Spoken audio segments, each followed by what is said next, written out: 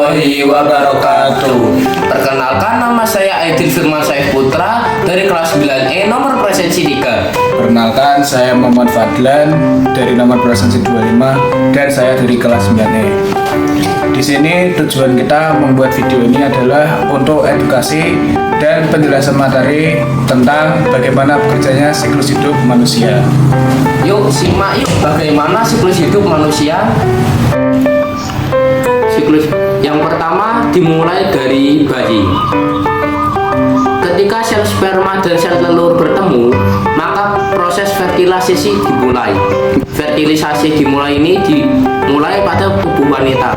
Setelah fertilisasi, maka sel akan berubah menjadi zigot yang siap untuk berkembang. Zigot ini akan membelah terus-menerus secara mitosis, yang akhirnya zigot akan berada di fase manula, yaitu penambahan jumlah sel tanpa penambahan massa sel. Dari fase manula ini, sel akan terus membelah sehingga membentuk rongga. Fase tersebut disebut blastula. Sedangkan sel-sel tersebut dimakan oleh blastosis.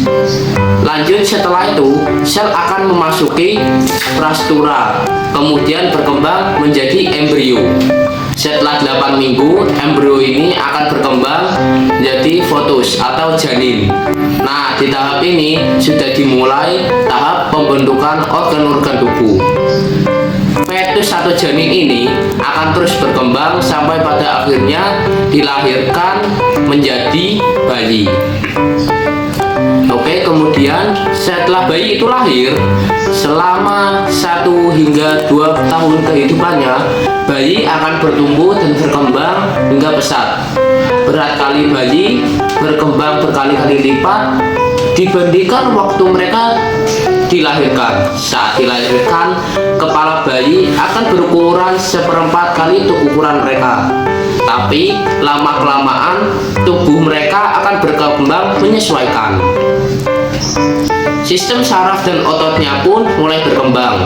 Jadi bayi sudah mulai berkembang dan membentuk gerakan-gerakan yang bisa dilakukan oleh bayi, seperti berjalan, merangkak, dan lain-lain. Mereka juga akan berbicara, mulai belajar berbicara hingga sederhana. Lanjut pada siklus berikutnya adalah masa anak-anak. Masa anak-anak ini dimulai sejak usia 2 tahun. Mereka bertambah besar hingga bertambah tinggi. Kemampuan motorik dan koordinasinya pun juga berkembang. Masa ingin tahunya juga semakin tinggi, hingga membuat mentalnya juga berkembang. Kemampuan berbahasa mereka juga meningkat drastis.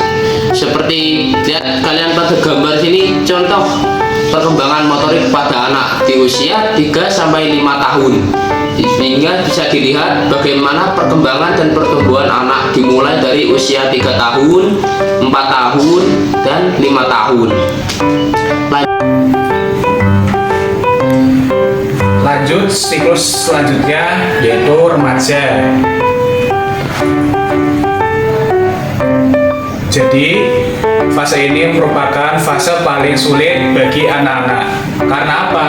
Karena banyak terjadi perubahan pada tubuh, baik dari fisik maupun mental.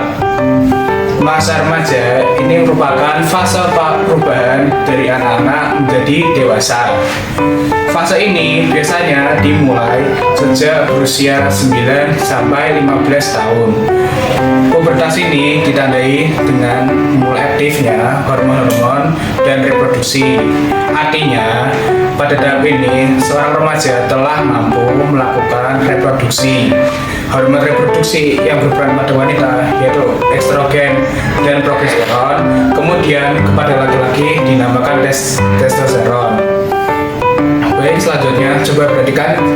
Ini akan saya tunjukkan beberapa perkembangan seksual sekunder pada remaja pria dan wanita. Dimulai dari remaja pria dulu ya. Yang pertama, tandanya tumbuhnya rambut-rambut pada wajah seperti kumis dan jenggot. Tanda yang kedua, suaranya mulai membesar dan tumbuh jakun.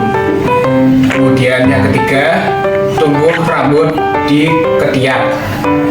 Kemudian tumbuh rambut di Kemudian selanjutnya perkembangan seksual sekunder pada remaja wanita ya.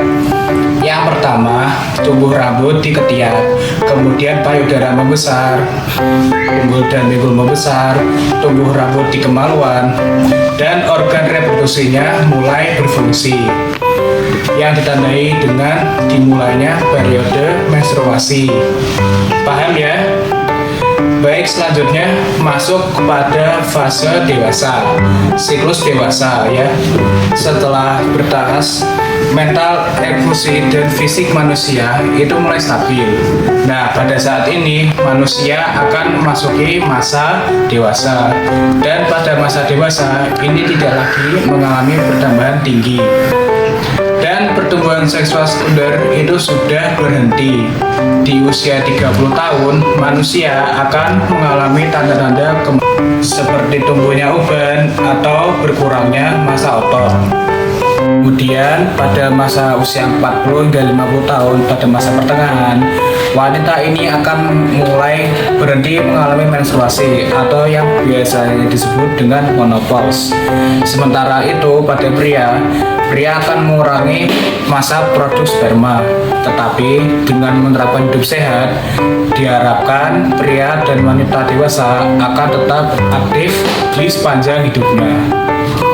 Setelah mulai dewasa, kemudian manusia akan memasuki masa lansia atau yang disebut tua.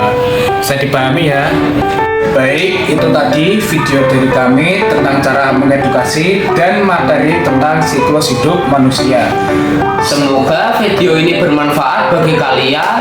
Wassalamualaikum warahmatullahi wabarakatuh.